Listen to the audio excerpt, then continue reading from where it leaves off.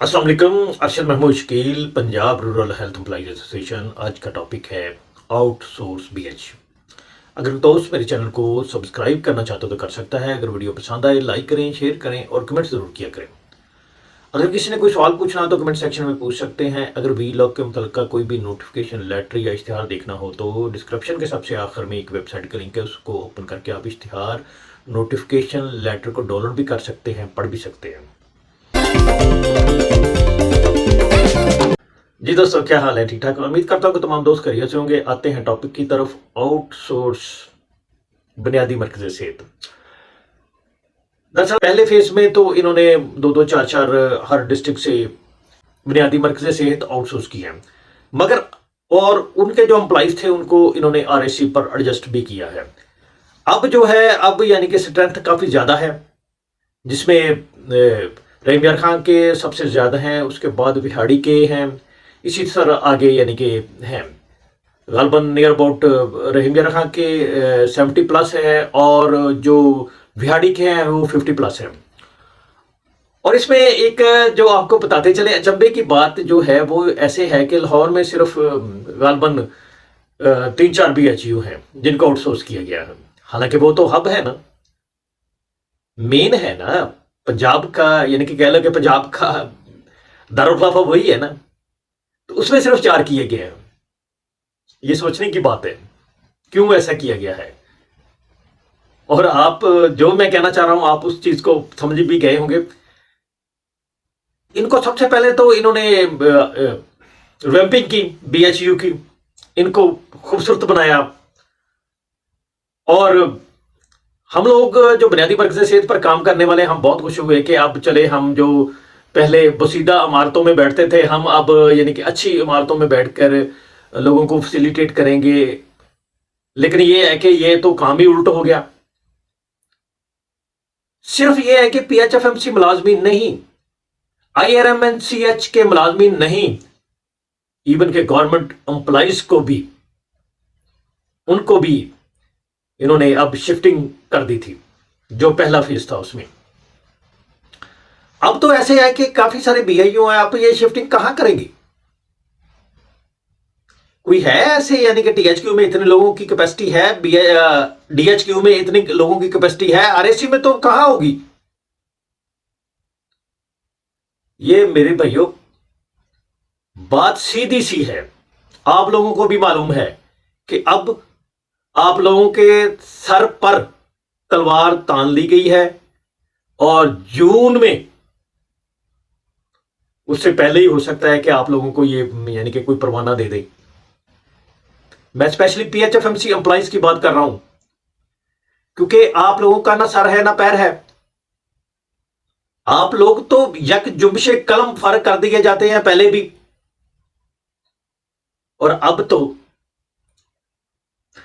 हुकूमत पंजाब ने रिवैम्पिंग करके क्लिनिक बना रही है मजीद। यानी कि हम तो ऑलरेडी पहले ही यानी कि कह लो कि उस ठेकेदारी निजाम के एम्प्लॉइज हैं, तो अब मजीद यानी कि उससे आगे जाके ये ठेके दे दिए गए हैं।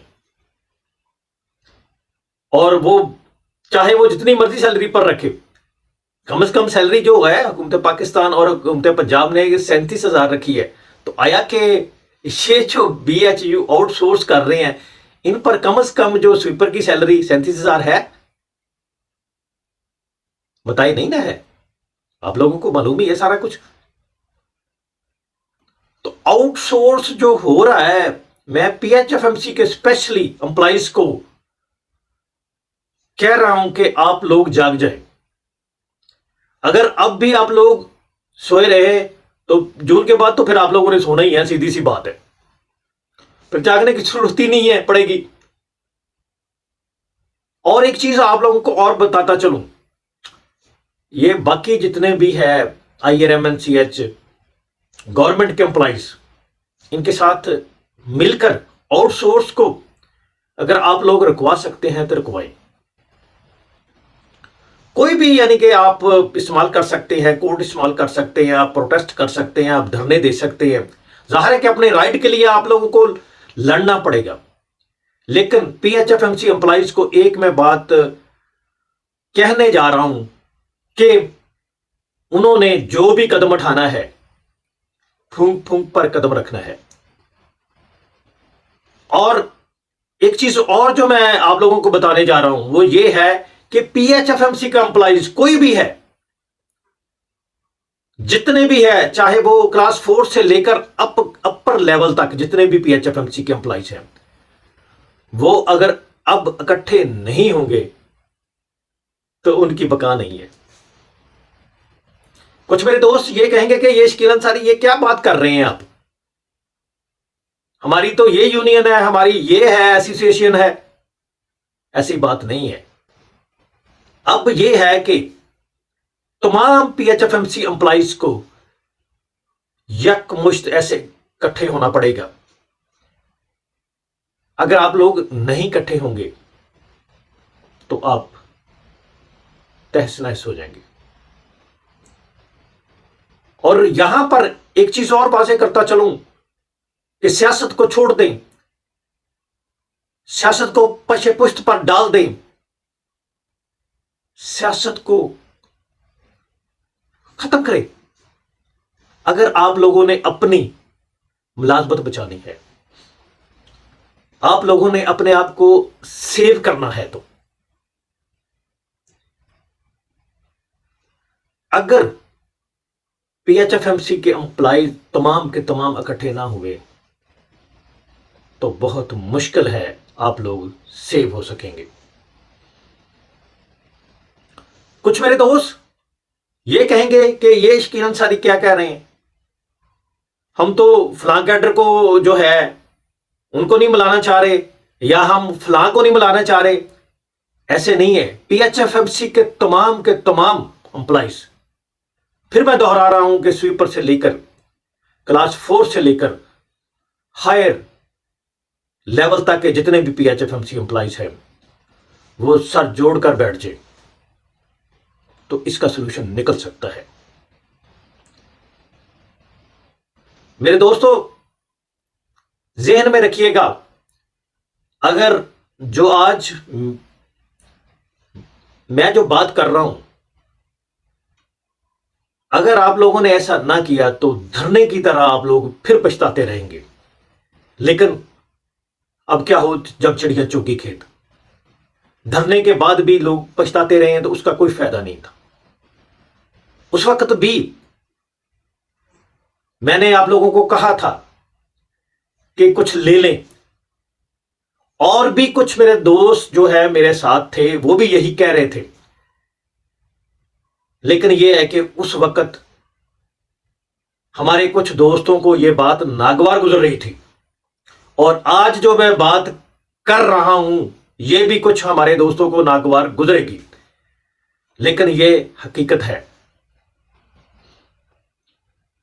और यह आप लोगों की बका के लिए जरूरी है। अगर अपनी मुलाजमत को सेव करना चाह रहे हैं तो यह जरूरी है इकट्ठे हो जाए तमाम के तमाम पीएचएफएमसी के एम्प्लॉइज और मिलकर कोशिश करें, ताकि यह है कि हम इस जो हमारे ऊपर मुसल्लत कर दिया गया है ये भंवर, इससे हम, इस गर्दाब से हम निकल सके। भाई अगर घर में बैठकर बीएचयू पर बैठकर या आप कहें कि हम कहीं जाएं ना, तो यह मसला हल नहीं होगा। और हमारे दोस्त जो मोस्टली है, वो तो मैं पीआरएसपी के दौर में भी देखा था, जब पीआरएसपी खत्म हो रही थी तो वो उस वक्त भी ये दोस्त हमारे घरों में बैठे हुए थे। तो अब भी मुझे ऐसे ही स्मेल आ रही है, ऐसे ही महसूस हो रहा है कि दोस्त अब भी इसको बहुत ज्यादा लाइट ले रहे हैं। मैं हालांकि ये है कि कोशिश थी कि दोस्त अहबाब जो है वो आप लोगों को डील कर रहे हैं वही करें, लेकिन मुझे मजबूरन ये भी लॉक करना पड़ा। तो दोस्तों मुत्तहिद हो जाएं, मुत्तहिद होकर स्ट्रगल करें, कोशिश करें, इंशाल्लाह ज़रूर हम सुरखरू होंगे। ठीक जनाब, अल्लाह ताला हम सब का हामी नासर हो, आमीन।